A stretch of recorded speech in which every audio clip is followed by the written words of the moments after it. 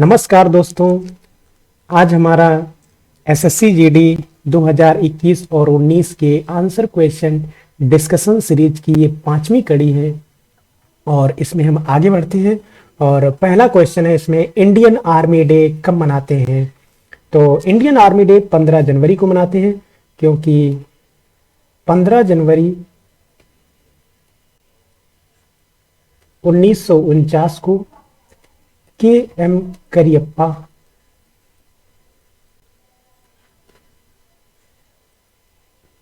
स्वतंत्र भारत के पहले थल सेना अध्यक्ष बने थे। और इसमें से जो पहला ऑप्शन है 8 अक्टूबर को भारतीय वायुसेना दिवस मनाते हैं, वायुसेना दिवस।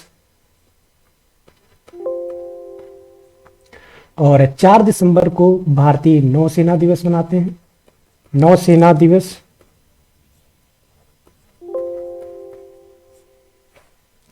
और 7 दिसंबर को सशस्त्र सेना झंडा दिवस मनाते हैं।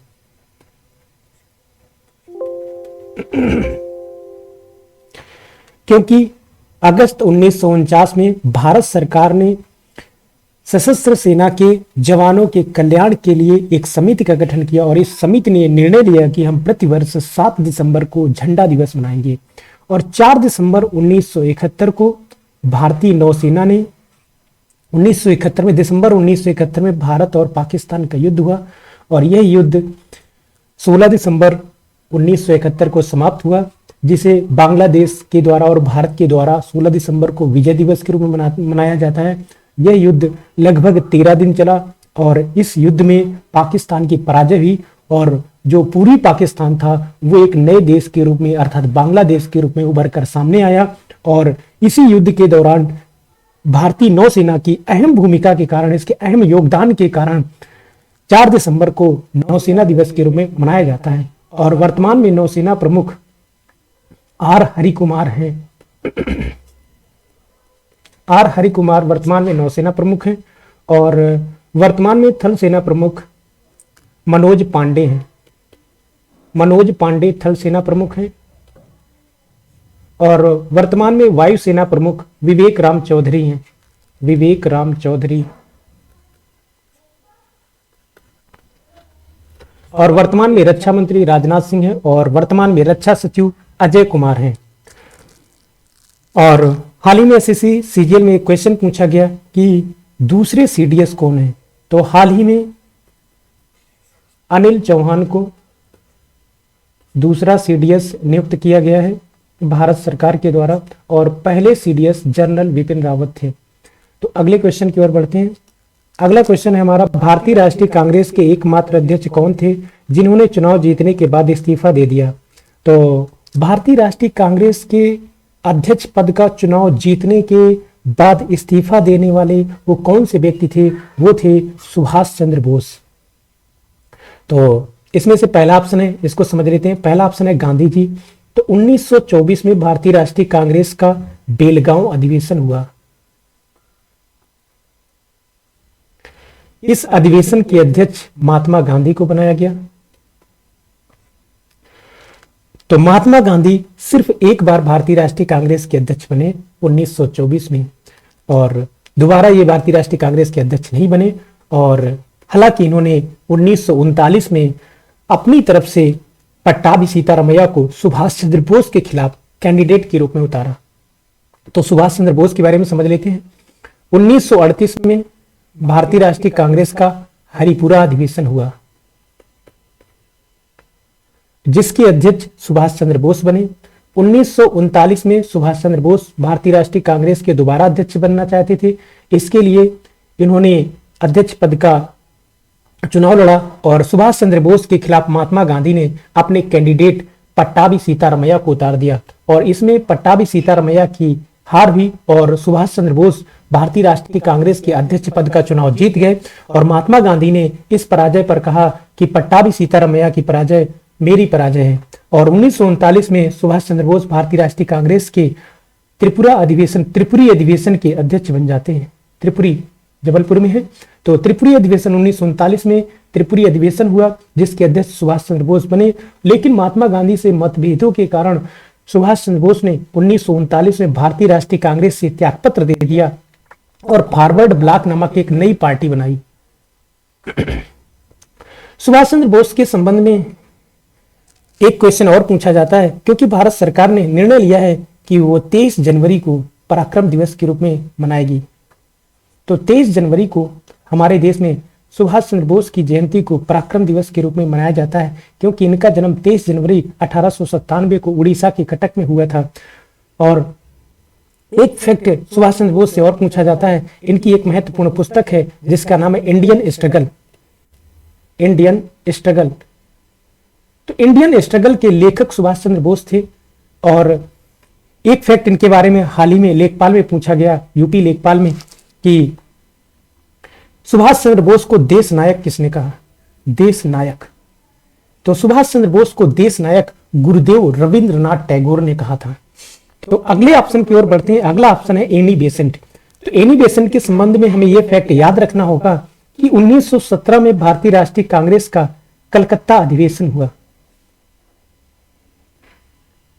और कलकत्ता अधिवेशन की अध्यक्षा बनी एनी बेसेंट। अर्थात एनी बेसेंट भारतीय राष्ट्रीय कांग्रेस की अध्यक्ष बनने वाली पहली महिला थी, लेकिन ये भारत से नहीं थी, ये आयरलैंड की थी।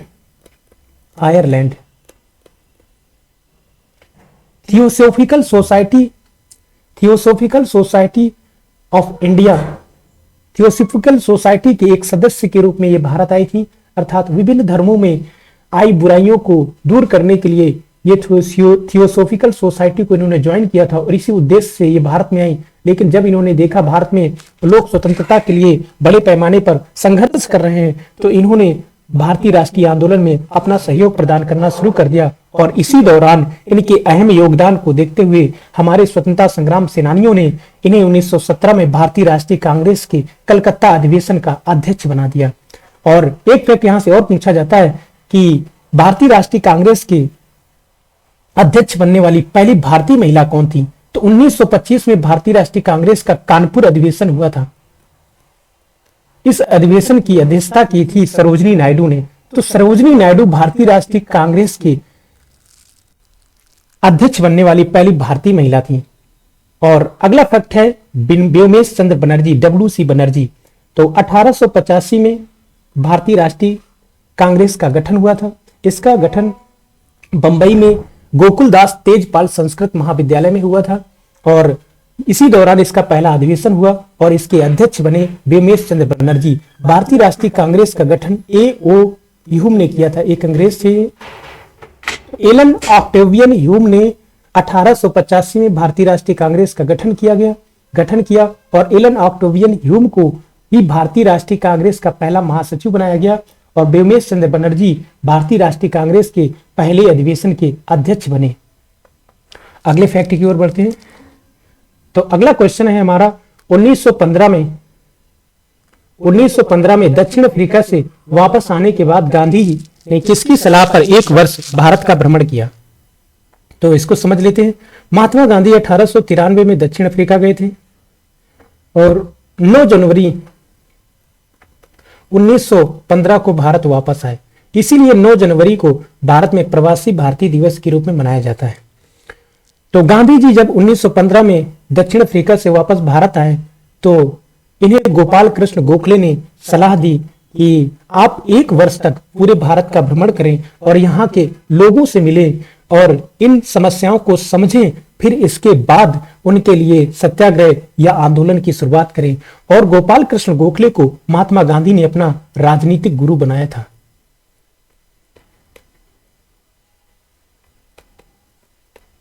तो महात्मा गांधी के राजनीतिक गुरु गोपाल कृष्ण गोखले थे और गोपाल कृष्ण गोखले मोहम्मद अली जिन्ना के भी राजनीतिक गुरु थे। गोपाल कृष्ण गोखले ने 1905 में सर्वेंट्स ऑफ इंडिया सोसाइटी की स्थापना की। सर्वेंट्स ऑफ इंडिया सोसाइटी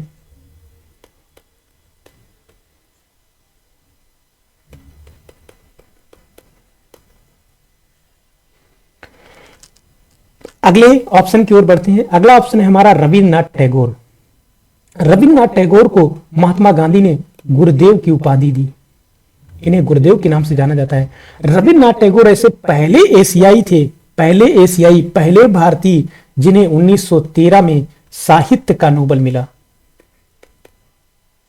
और इनका जो साहित्य था, इनकी जो पुस्तक थी उसका नाम है गीतांजलि। तो गीतांजलि के लिए 1913 में इन्हें साहित्य का नोबेल मिला और ये पहले एशियाई थे साहित्य का नोबेल पाने वाले। अभी हाल ही में एक एग्जाम में क्वेश्चन पूछा गया कि गीतांजलि को गुरुदेव रविन्द्रनाथ टैगोर ने किस भाषा में लिखा, तो इसे बंगला भाषा में लिखा था। और महात्मा गांधी जब 1917 में बिहार के चंपारण में किसानों के समर्थन में, नील की खेती करने वाले किसानों के समर्थन में चंपारण सत्याग्रह शुरू किया, और ये एक किसान आंदोलन था, और ये जब सफल हो गया किसान आंदोलन, तो इसकी सफलता को देखते हुए गुरुदेव रविन्द्रनाथ टैगोर ने गांधी जी को महात्मा की उपाधि दी। तो गुरुदेव रविन्द्रनाथ टैगोर ने सुभाष चंद्र बोस को देश नायक की उपाधि दी और गांधी को महात्मा की उपाधि दी। महात्मा गांधी ने रविन्द्रनाथ टैगोर को गुरुदेव की उपाधि से सम्मानित किया। अगला ऑप्शन है चित्तरंजन दास, CR दास। इन्हें देश बंधु के नाम से जाना जाता है। देश बंधु, कई बार एग्जाम में पूछा गया है कि देश बंधु के नाम से किसे जाना जाता है, चित्तरंजन दास को। अगला फैक्ट पूछा जाता है सुभाष चंद्र बोस के राजनीतिक गुरु कौन थे, चित्तरंजन दास। तो चित्तरंजन दास सुभाष चंद्र बोस के राजनीतिक गुरु भी थे। इन्हें देश बंधु के नाम से जाना जाता था, जाना जाता है, जाना जाता था, जाना जाता रहेगा। और इनकी एक महत्वपूर्ण भूमिका थी। CR दास और मोतीलाल नेहरू ने 1923 में इलाहाबाद में स्वराज पार्टी का गठन किया, अर्थात कांग्रेस पार्टी से इन्होंने इस्तीफा दे दिया CR दास ने, और 1923 में मोतीलाल नेहरू के साथ मिलकर इलाहाबाद में स्वराज पार्टी का गठन किया। तो ये भी फैक्ट बहुत पूछा जाता है एग्जाम में। अगले ऑप्शन की ओर बढ़ते हैं, बाल गंगाधर तिलक। इन्होंने ब्रिटिश सरकार से कहा था स्वराज मेरा जन्म सिद्ध अधिकार है और मैं इसे पाकर रहूंगा।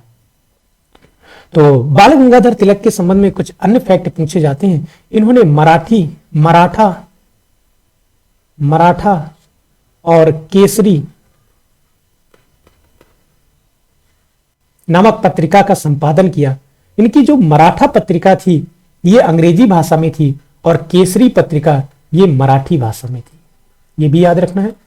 और इन्हें जेल में बंद कर दिया गया राष्ट्रीय आंदोलन के विभिन्न गतिविधियों को संचालन करने के दौरान। तो जेल में इन्होंने रह के एक पुस्तक लिखी जिसे गीता रहस्य के नाम से जानते हैं। गीता रहस्य नामक पुस्तक के लेखक थे ये। और 1 अगस्त 1920 को महात्मा गांधी ने असहयोग आंदोलन शुरू किया। इसी दिन बाल गंगाधर तिलक का देहांत हो गया था। अगले ऑप्शन की ओर बढ़ते हैं। अगला क्वेश्चन हमारा है कि संविधान सभा में जवाहरलाल नेहरू ने उद्देश्य प्रस्ताव कब रखा। तो इसका जो पहला ऑप्शन है 9 दिसंबर 1946। तो 9 दिसंबर 1946 को संविधान सभा की पहली बैठक हुई थी। पहली बैठक, तो संविधान सभा की पहली बैठक 9 दिसंबर 1946 को हुई थी और इस दिन सच्चिदानंद सिन्हा को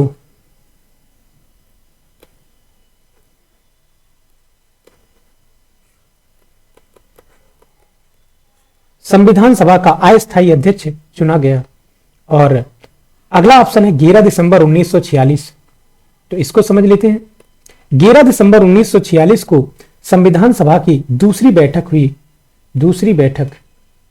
और इस दिन डॉक्टर राजेंद्र प्रसाद को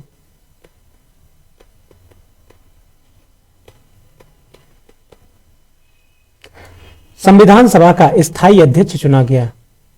और इसी दिन HC मुखर्जी को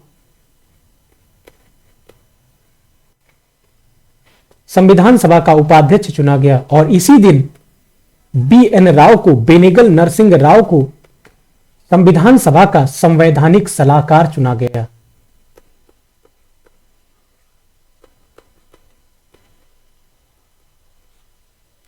और संविधान सभा की तीसरी बैठक 13 दिसंबर 1946 को हुई। इस दिन जवाहरलाल नेहरू ने संविधान सभा में उद्देश्य प्रस्ताव रखा और संविधान सभा ने इस उद्देश्य प्रस्ताव को 22 जनवरी 1947 को स्वीकार किया और यही उद्देश्य प्रस्ताव उद्देशिका के रूप में विकसित हुआ, अर्थात उद्देश्य प्रस्ताव का विकसित रूप ही उद्देशिका है।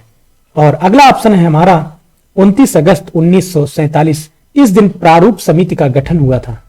ड्राफ्टिंग कमेटी, प्रारूप समिति, पांडुलेखन समिति, मसौदा समिति, कई नाम है इसके, प्रारूप समिति, पांडुलेखन समिति, मसौदा समिति। इस समिति में 7 लोग थे, इस समिति के जुड़े हुए 7 लोग थे। इसके पहले सदस्य और अध्यक्ष डॉक्टर भीमराव अंबेडकर थे।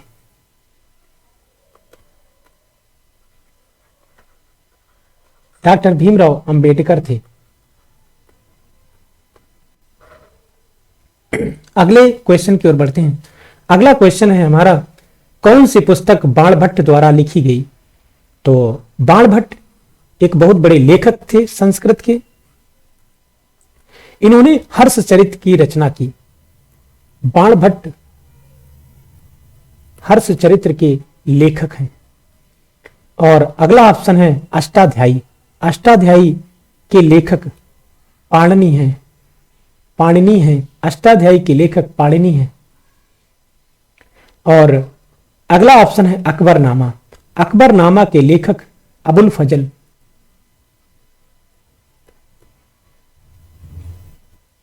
अकबरनामा के लेखक अबुल फजल हैं। और ये जो हर्षचरित है ये संस्कृत में है, अष्टाध्यायी संस्कृत में, और अकबरनामा ये पूछा जाता है पेपर में, ये फारसी भाषा में लिखी गई और अबुल फजल ने लिखा इसे। और अकबरनामा के तीसरे संस्करण को, तीसरे अध्याय को, अकबरनामा के तीसरे खंड को आईने अकबरी कहते हैं।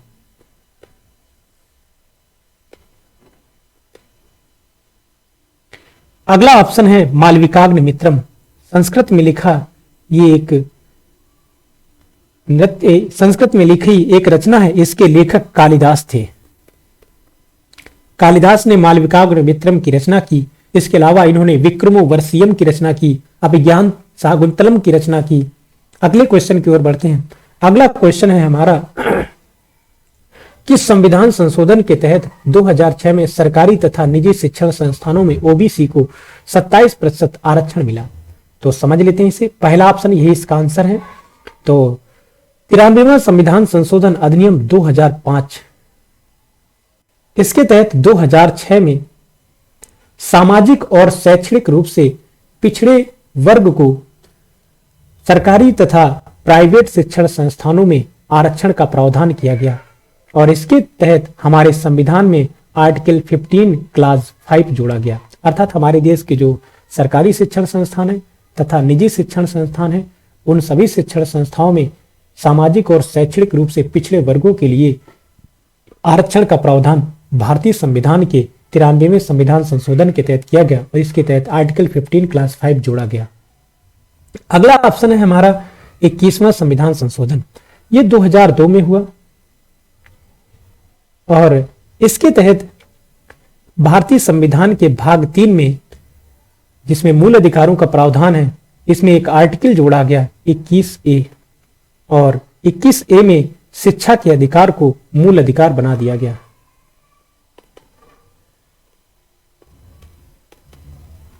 और शिक्षा का अधिकार अधिनियम 2009 में पारित हुआ और 2010 में ये प्रभावी हो गया और आर्टिकल 21A जोड़ा गया, जिसके तहत शिक्षा के अधिकार को मूल अधिकार बना दिया गया। अर्थात प्रत्येक अब 6 से 14 वर्ष आयु के जो बच्चे हैं उनको निःशुल्क और अनिवार्य शिक्षा देने का प्रावधान किया गया है इस संविधान संशोधन के तहत। अगला ऑप्शन है हमारा 61वां संविधान संशोधन। 1988 में पारित हुआ, 1989 से प्रभाव में आ गया। इसके तहत यह प्रावधान किया गया कि मतदाताओं की न्यूनतम आयु, इसके तहत मतदाताओं की न्यूनतम आयु 21 वर्ष से घटाकर 18 वर्ष कर दी गई। अगला ऑप्शन है हमारा 21वां संविधान संशोधन, ये 1967 में हुआ। और हमारे संविधान में वर्तमान में 12 अनुसूचियां हैं और मूल संविधान में 8 अनुसूचियां थीं। तो हमारे संविधान की जो 8वीं अनुसूची है उसमें कुछ भाषाओं का उल्लेख है। तो मूल संविधान में इसमें 14 भाषाएं थी, वर्तमान में 22 भाषाएं हैं। तो मूल संविधान में 14 भाषाएं थी और 21वें संविधान संशोधन अधिनियम 1967 के तहत इस 8वीं अनुसूची में एक भाषा और जोड़ी गई, तो हो गई भाषाएं इसमें 15। ये जो एक भाषा जोड़ी गई थी, इस भाषा का नाम है सिंधी। अगले क्वेश्चन की ओर बढ़ते हैं। अगला क्वेश्चन है हमारा कि अगला क्वेश्चन है काबनी नदी किस नदी की सहायक है? तो पहला ऑप्शन है कावेरी। तो काबनी नदी कावेरी की सहायक है, यही इसका आंसर होगा। और कावेरी नदी के संबंध में कुछ अन्य फैक्ट समझ लेते हैं। कावेरी नदी का उद्गम कर्नाटक में पश्चिमी घाट के ब्रह्मगिरी की पहाड़ियों से होता है।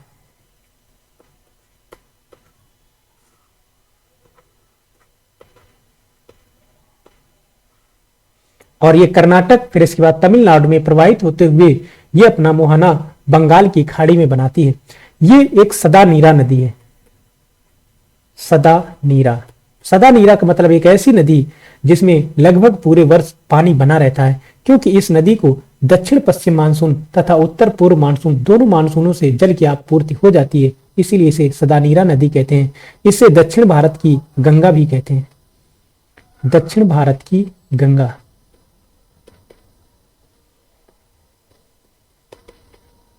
और गोदावरी को दक्षिणी गंगा कहते हैं। अगला ऑप्शन है हमारा माही। माही नदी कर्क रेखा को 2 बार काटती है और यह भारत में प्रवाहित होती है। इसका उद्गम विंध्य पर्वत श्रेणी मध्य प्रदेश से होता है। जो विंध्याचल पर्वत श्रेणी है, विंध्य पर्वत श्रेणी मध्य प्रदेश से इसका उद्गम होता है। फिर इसके बाद ये राजस्थान जाती है और फिर गुजरात में खंभात की खाड़ी में ये अपना मुहाना बनाती है और कर्क रेखा को ये नदी 2 बार काटती है, माही नदी। अगला ऑप्शन है दामोदर।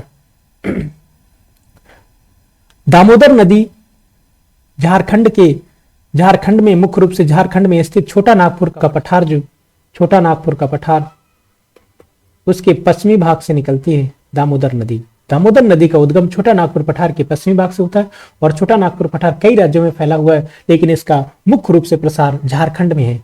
और ये दामोदर नदी छोटा नागपुर पठार को 2 भागों में बांट देती है। इसके उत्तरी भाग को हजारीबाग का पठार कहते हैं और दक्षिणी भाग को रांची का पठार कहते हैं। और रांची का पठार संप्राय मैदान का उदाहरण है। और आगे जाके ये नदी हुगली में मिल जाती है। अगले ऑप्शन की ओर बढ़ते हैं। अगला ऑप्शन है महानदी। महानदी का उद्गम महानदी का उद्गम छत्तीसगढ़ के सिंघावा की पहाड़ी से होता है। सिंघावा की पहाड़ी, तो मध्य प्रदेश के छत्तीसगढ़ में स्थित सिंघावा की पहाड़ी से महानदी का उद्गम होता है। इसके बाद ये उड़ीसा में प्रवाहित होती है और दुनिया का सबसे लंबा बांध हीराकुंड बांध महानदी में है। अगले क्वेश्चन की ओर बढ़ते हैं। अगला क्वेश्चन है हमारा, भारत के किसे भारत में रॉकेट तकनीक के अगुआ के रूप में जाना जाता है? अर्थात रॉकेट टेक्नोलॉजी का पायनियर किसे कहते हैं? किसने भारत में रॉकेट टेक्नोलॉजी की शुरुआत की? तो यह श्रेय टीपू सुल्तान को दिया जाता है। रॉकेट टेक्नोलॉजी के अगुआ के रूप में टीपू सुल्तान को जाना जाता है, रॉकेट तकनीक का अगुआ। हमारे यहां भारत सरकार ने और हमारी अंतरिक्ष एजेंसी ने तो टीपू सुल्तान के इस प्रारंभिक योगदान को उतना महत्व नहीं दिया जितना एक अमेरिका की कंपनी जो अंतरिक्ष एजेंसी है जिसका नाम है नासा में टीपू सुल्तान की इन उपलब्धियों का उल्लेख है। तो इसे भी समझना होगा टीपू सुल्तान के बारे में। इन्हें रॉकेट टेक्नोलॉजी का अगुआ का श्रेय भी दिया जाता है। और ये मैसूर के शासक थे, अर्थात इनके पिता का नाम था हैदर अली। हैदर अली की 1782 में मृत्यु हो गई थी और 1782 में युद्ध में लड़ते हुए हैदर अली की मृत्यु हुई थी। अंग्रेजों से युद्ध चल रहा था, दूसरा आंग्ल मैसूर युद्ध, और पिता की मृत्यु होने के तुरंत बाद युद्ध का मोर्चा टीपू सुल्तान संभाल लेते हैं और 1799 में चतुर्थ आंग्ल मैसूर युद्ध हुआ, चौथा आंग्ल मैसूर युद्ध हुआ, जिसमें टीपू सुल्तान अंग्रेजों से लड़ता हुआ शहीद हो गया। अगला ऑप्शन है अकबर द्वितीय। अकबर द्वितीय का कार्यकाल 1806 से 1837 तक रहा। अकबर द्वितीय अपनी पेंशन बढ़वाने के लिए परेशान थे और इस कार्य के लिए इन्होंने राजा राममोहन राय से कहा कि वो ब्रिटेन की संसद में जाएं और ब्रिटेन की संसद और सरकार से कहें जाके कि जो मुगल बादशाह हैं अकबर द्वितीय, उनकी पेंशन बढ़ाई जाए, क्योंकि जितनी पेंशन उन्हें मिल रही है उससे उनका खर्चा नहीं चल रहा है। और राजा राममोहन राय वहां जाते हैं ब्रिटेन की सरकार से और संसद से अकबर द्वितीय की अर्थात मुगल बादशाह की पेंशन बढ़वाने के लिए पैरवी करते हैं, जिसमें इन्हें सफलता मिल जाती है। इसी से खुश होकर मुगल बादशाह अकबर द्वितीय ने राममोहन राय को राजा की उपाधि से सम्मानित किया और भारत में सती प्रथा को गैर कानूनी घोषित कराने में राजा राममोहन राय का अहम योगदान था। अगला ऑप्शन है बाबर। 1526 ईस्वी में पानीपत का प्रथम युद्ध हुआ और यह युद्ध बाबर और इब्राहिम लोदी के मध्य हुआ। बाबर ने इब्राहिम लोदी को पराजित किया और भारत में मुगल वंश की स्थापना की। तो भारत में मुगल वंश का संस्थापक बाबर था और 1527 में बाबर ने राणा सांगा को पराजित किया और 1528 में बाबर ने चंदेरी के मेदिनी राय को पराजित किया और 1529 में बाबर ने अफगानों को पराजित किया और 1530 ईस्वी में बाबर की मृत्यु हो जाती है। और अगला ऑप्शन है हमारा बहादुर शाह द्वितीय या जफर। ये जफर के नाम से शायरियां लिखा करता था बहादुर शाह द्वितीय और इसका कार्यकाल 1837 से 1857, अर्थात ये अंतिम मुगल बादशाह था। भारत में मुगल वंश का संस्थापक बाबर था और भारत में मुगल वंश का अंतिम शासक बहादुर शाह द्वितीय जफर था। अंतिम मुगल बादशाह था ये। और 1857 का जो विद्रोह हुआ, उस विद्रोह में क्रांतिकारियों ने बहादुर शाह द्वितीय को अपना नेता घोषित कर दिया और इसी दौरान इस विद्रोह का ब्रिटिश सरकार दमन करती है और बहादुर शाह द्वितीय को गिरफ्तार करके म्यांमार अर्थात बर्मा भेज दिया जाता है, जहां रंगून में इनकी मृत्यु हो जाती है और वहीं पर इनकी कब्र बनी हुई है। अगले क्वेश्चन की ओर बढ़ते हैं। अगला क्वेश्चन है हमारा कि ब्रिक्स के 13वें शिखर सम्मेलन की मेजबानी किसने की। तो ब्रिक्स के 13वें शिखर सम्मेलन की मेजबानी, अर्थात ये 2021 वाले पेपर की करंट अफेयर का क्वेश्चन है, तो ये 2021 में ब्रिक्स का जो 13वां शिखर सम्मेलन हुआ था और इसकी मेजबानी भारत ने की थी। और चौथा ऑप्शन है इसमें कि 2022 में हाल ही में 2022 में ब्रिक्स के 14वें शिखर सम्मेलन की मेजबानी चीन ने की है। और इसका जो पहला ऑप्शन है रूस, तो ब्रिक्स का पहला शिखर सम्मेलन 2009 में रूस के याकेटरिनबर्ग में हुआ था। तो 2009 में ब्रिक्स का पहला शिखर सम्मेलन रूस में हुआ था और 2021 में 13वां शिखर सम्मेलन भारत में हुआ और 2022 में 14वां शिखर सम्मेलन चीन में हुआ और 2023 में इसका 15वां शिखर सम्मेलन दक्षिण अफ्रीका में होगा। तो आज हमने 9 क्वेश्चन विथ कॉन्सेप्ट डिस्कस कर लिए हैं। ये सभी प्रतियोगी परीक्षाओं के लिए मोस्ट इंपोर्टेंट हैं और इन्हें अच्छे से तैयार कर लेना है। Thank you for listening and watching.